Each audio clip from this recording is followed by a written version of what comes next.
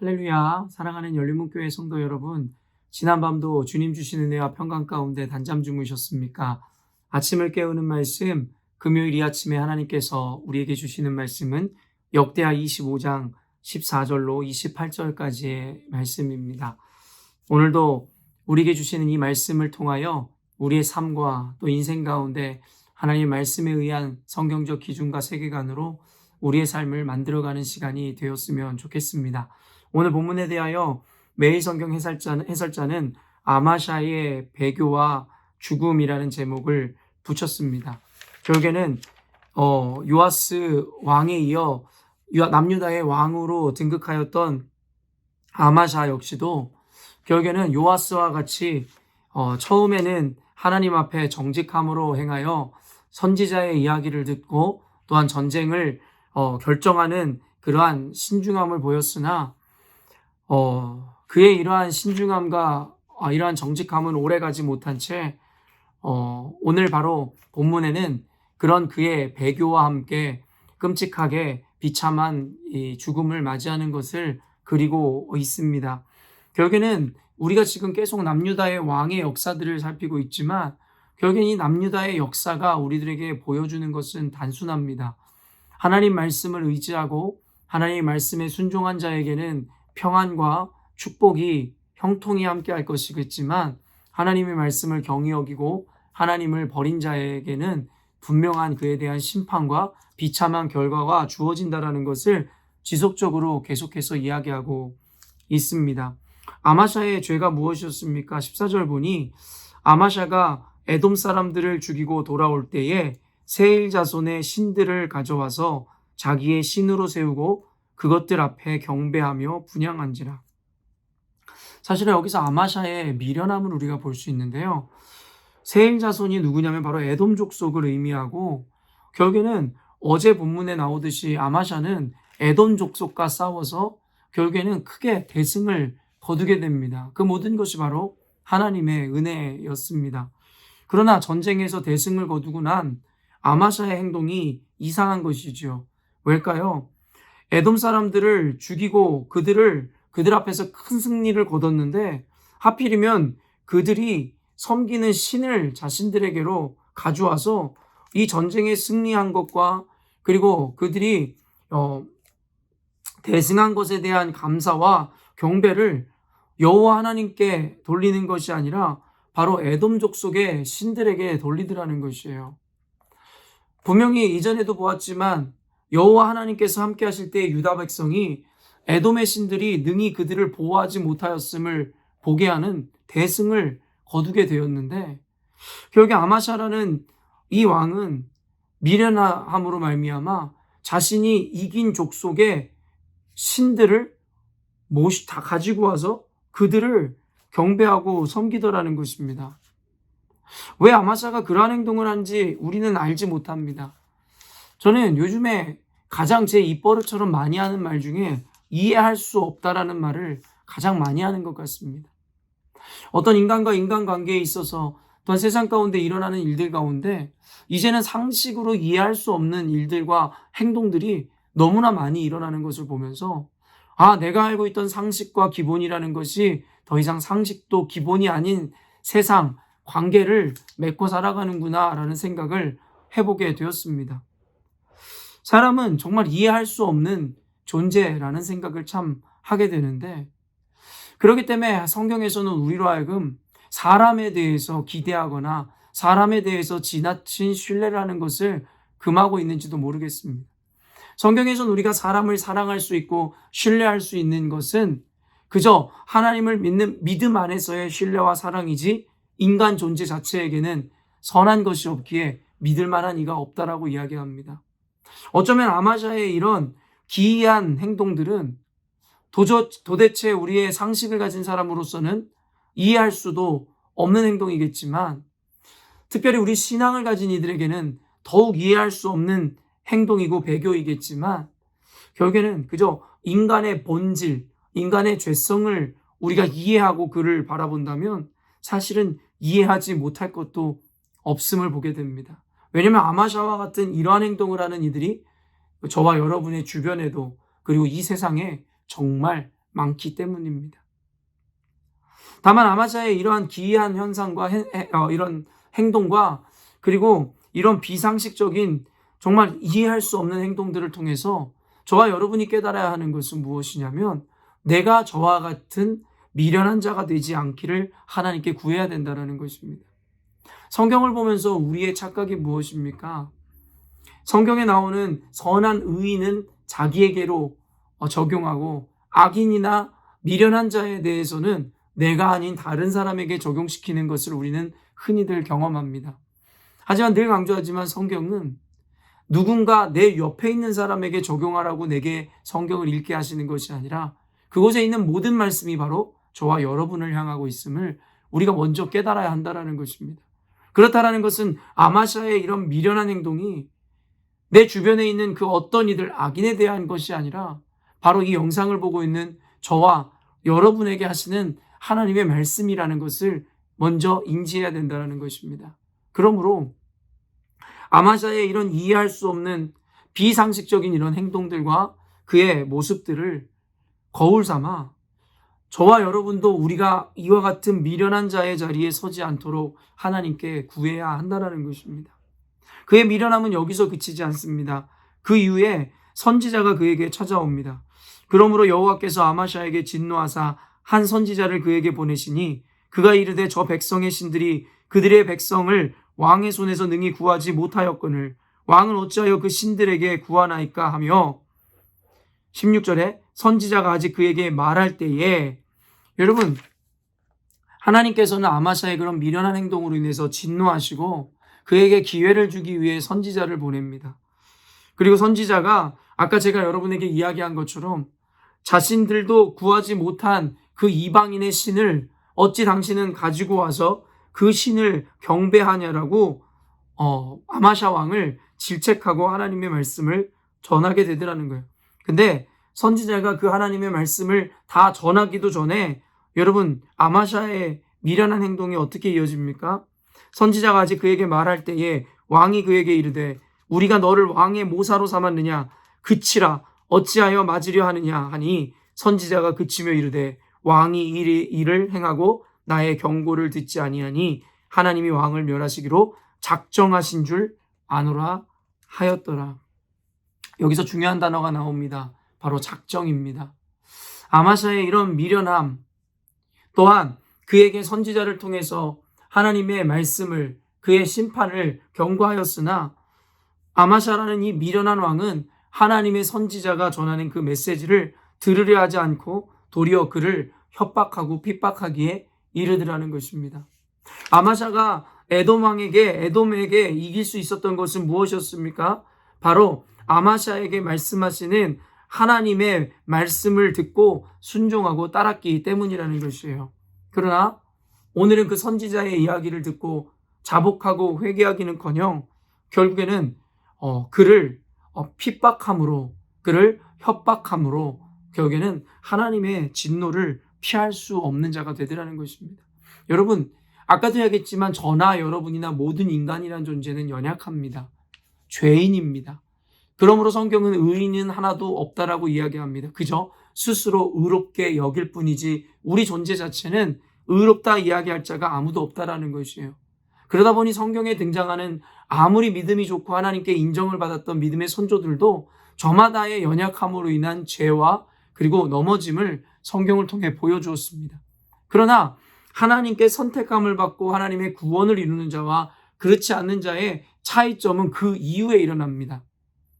아까도 이야기했지만 의인은 없기에 성경에 나오는 멸망을 당하는 자나 하나님의 구원의 도를 이루는 자나 동일하게 죄를 범하고 연약한 모습을 성경을 통해 보여줍니다.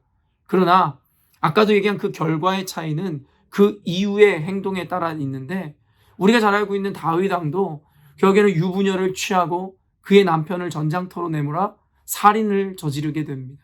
죄의 경중을 따지자면 사실은 여러분 다윗 왕같이 큰 죄를 짓는 사람도 많지 않을 것입니다. 그러나 죄는 다 똑같은 것이라 성경은 이야기합니다. 그리고 죄의 삭은 사망이라 이야기하죠. 다윗 왕은 완전 범죄를 이루었다고 생각했으나 하나님을 속일 수 없었고 하나님은 나단 선지자를 통해서 그에게 그의 죄에 대해서 말씀하십니다. 그때 여러분, 구원을 얻은 자, 하나님의 축복을 이어가는 자의 태도가 어떻습니까? 다윗은 그 자리에서 자신의 죄를 자복하고 회개하기 시작하더라는 것입니다. 하나님의 말씀에 귀를 기울여 스스로의 연약함을 인정하고 하나님께 회개하는 자. 어쩌면 성경에서는 우리가 죄가 없을 수 있다라고 이야기하는 것이 아니라 죄를 지은 이후에 우리의 모습이 어떠해야 되는지에 대해서 강조하고 있음을 우리가 깨달아야 할 것입니다. 우리가 아무리 예수님을 믿음으로 말미암아 의로운 신분을 얻게 되었지만 우리 안에는 여전히 죄의 본성이 있어서 우리는 늘 죄와 싸우는 삶을 살 수밖에 없습니다. 그렇기 때문에 성경에서는 늘 깨어서 그 죄에 대해서 자각하고 인지하라 이야기합니다. 그럼에도 불구하고 저와 여러분이 잘 알고 있죠. 우리는 늘 넘어질 수밖에 없습니다. 그래서 주님께서는 우리에게 구원의 방도를 허락하셨고 예수님 앞에 회개할 때에 하나님께서는 우리의 죄를 묻지 않으시고 또한 이제는 하나님의 용서를 받은 자녀로서의 삶을 살아갈 때 하나님께서는 우리에게 형통한 은혜를 주시겠다 말씀하시는 것이죠. 그러므로 아마사의 행동을 통해서 우리가 오늘 그 미련한 자의 자리에 서지 않기 위해서 깨달아야 하는 것은 우리가 지은 죄로 말미암아 고통 가운데 있을 것이 아니라 그 죄 이후에 하나님이 말씀하실 때에 겸손하게 스스로 그 죄를 인정하고 회개할 수 있어야 된다라는 것입니다. 아마샤는 미련한 왕으로서 결국에는 하나님의 말씀을 경히 여기더라는 것입니다.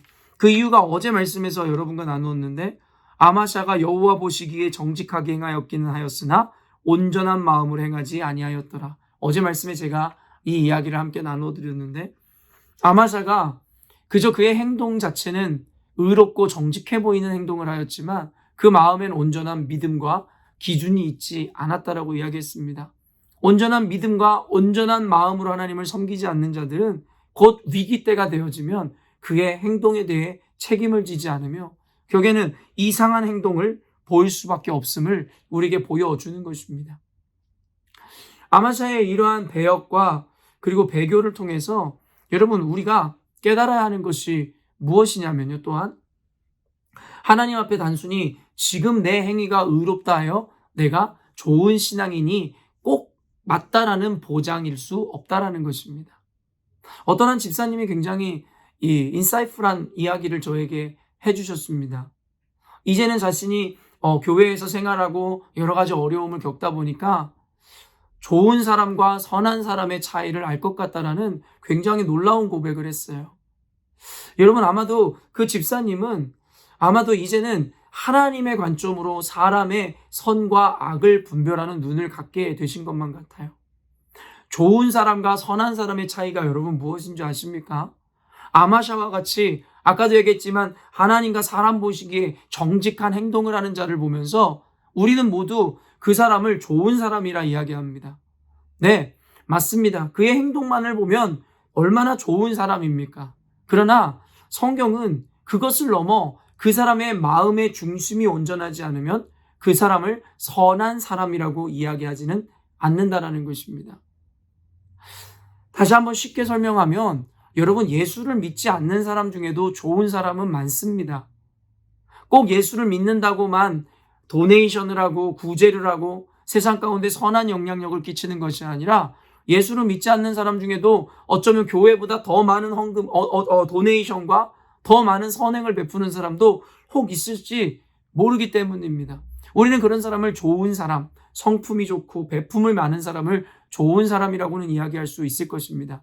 그러나 그가 선한 사람일 수 없는 이유는 무엇이냐면 인간이란 존재는 모두가 악할 뿐만 아니라 결국에는 아무리 의로운 행동을 가진다 할지라도 결국에는 그 안에는 죄성을 가져 언제든지 또 다른 모양의 죄를 범할 수 있기에 결국에는 의롭지 않고 선하지 않다라고 성경은 이야기하더라는 것이에요. 선함이라는 것은 우리의 행위나 어떤 모습에 드러나는 것이 아니라 바로 우리의 믿음으로 말미암아 주어지는 하나님의 선물이며 의롭게 되어지는 신분이라는 것이기에 결국에는 우리 모두가 아무리 지금 행동이 옳고 정의로운 일을 한다 할지라도 우리 마음 가운데 온전한 믿음과 하나님을 향한 온전한 순종의 마음이 없다면 우리는 선한 자라 일컬음을 얻을 수 없게 된다는 것이죠. 아마샤가 바로 그와 같이 정직한 행동을 갖고 있었으나 온전한 마음이 없었다라고 이야기합니다. 바로 이것이 하나님 앞에서의 온전한 믿음과 온전한 마음이 없이 행함으로만 선함, 의로움을 보여주는 자들, 바리새인들과 같은 것이겠죠. 그런 아마사의 행동은 결국에는 오늘과 같은 결과를 맞이하게 되었고, 결국에는 그의 미련함으로 인하여 죽음을 당하게 되는데, 북이스라엘 왕에게조차 그는 선전포고를 하게 되고, 결국에는 에돔 족속, 에돔을 이긴 그 스스로의 이 자아도취에 빠짐으로 결국엔 어때요? 이스라엘도 자신이 능히 이길 수 있을 것이라고 선전포고를 하게 되더라는 것이에요. 그때에 북이스라엘의 왕이었던 요아스가 그에게 여러 가지 어떤 옛 이야기들을 통해서 그를 조롱하고 어떻게 보면 그에게 하나의 경고를 보내지만, 결국에는 이미 교만해지고 미련한 자였던 아마샤는 그의 경고를 듣지 않더라는 것이에요. 근데 되게 중요한 것이 20절인데요. 아마샤가 듣지 아니하였으니 이는 하나님께로 말미암은 것이라. 그들이 에돔 신들에게 구하였으므로 그 대적의 손에 넘기려 하심이더라. 여러분, 그가 그렇게 또한 미련하여져서 그 경고를 듣지 않은 이유를 뭐라고 이야기하죠? 이미 하나님이 그를 버리셨다라는 것입니다. 그리고 그 이유를 뭐라고 이야기해요? 바로 에돔의 신들을 구하였기 때문이다라고 이야기합니다. 여러분, 성경 곳곳에서는 하나님께서 우리의 마음을 악하게도 하시고 우리의 마음을 겸손케도 하실 수 있는 분이라 이야기합니다. 그것이 바로 하나님의 주권이고 구원은 오직 하나님께 속했다라는 이야기겠죠. 하나님께서 마음을 닫으시면 하나님의 성경의 말씀과 선지자의 선포를 이해할 수 있는 자가 없으며, 하나님께서 그 눈을 여실 때에라야 말씀에 숨겨진 비밀한 복음의 은혜들을 발견할 수 있게 되는 것입니다. 그러므로 내가 지혜롭다 하여 성경을 온전히 이해하거나 하나님의 말씀을 바로 깨닫는 것이 아니라 하나님의 은혜와 긍휼이 먼저 선행될 때에 우리가 하나님의 온전한 진리를 깨달을 수 있다라는 이야기인 것입니다.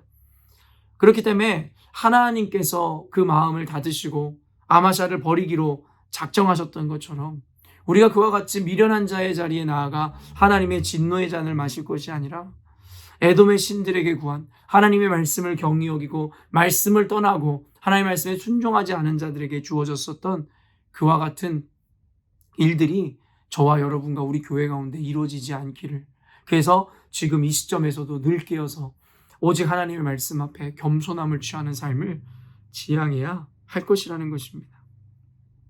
결국에 이렇게 북이스라엘 왕의 경고에도 하나님이 그 마음을 닫으사 듣지 않게 하심으로 결국에는 전쟁에 대패를 하게 되고, 그 이후에 비참하게 죽어가는 모습들을 성경 이후에 기록하고 있고, 결국에는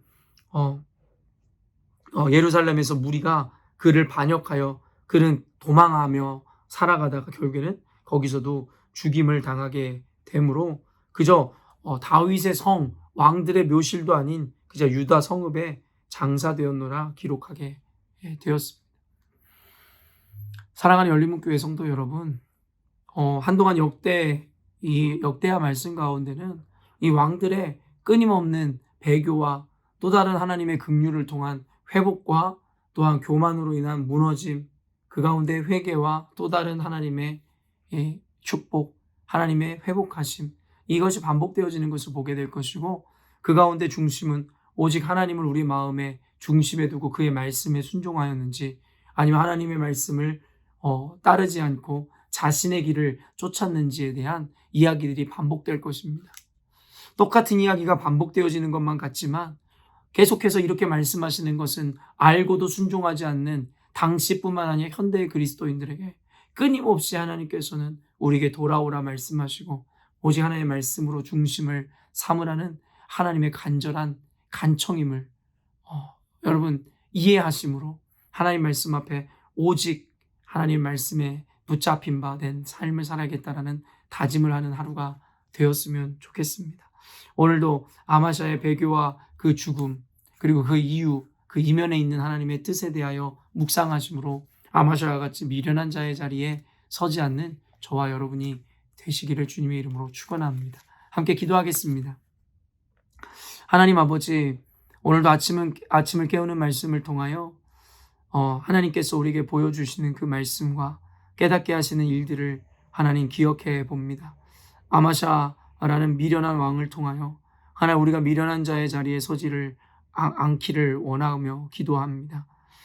이 영상을 보는 모든 그리스도인들이 아마샤와 같은 전철을 밟지 않게 하여 주시고 하나님이 주신 승리와 하나님이 주신 형통함 가운데 끝까지 주님 앞에 교만함을 갖지 않게 하심으로 하나님께만 영광을 돌리게 하시고 그로 인하여 하나님께 인정함을 받아 끊임없이 하나님이 주신 사랑과 축복을 끝까지 소유한 자들로 살아가게 하여 주시옵소서.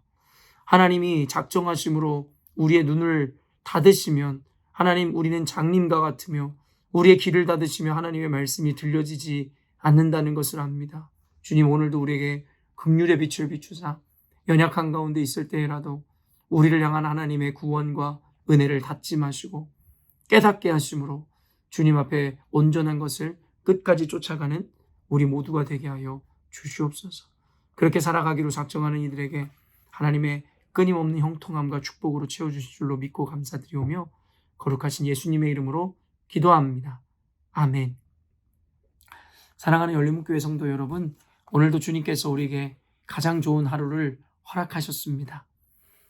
오늘 주신 하나님께 감사함으로 아마샤와 같은 미련한 자가 아닌 다윗 왕과 같은 지혜로운 자, 선한 삶을 살아가기로 작정함으로 오늘도 하나님 앞에 영광이요 여러분의 인생에는 가장 축복되고 형통한 삶을 살아내시기를 주님의 이름으로 축원합니다. 내일은 토요 새벽 예배가 있는 날입니다. 모두 오셔서 함께 말씀 듣고 기도하신 이후에 여러분의 삶 가운데 하나님 주시는 은혜를 누리셨으면 좋겠습니다. 그리고 아침을 깨우는 말씀은 주일이 지나고 월요일 이 아침에 또 만나 뵀으면 좋겠습니다.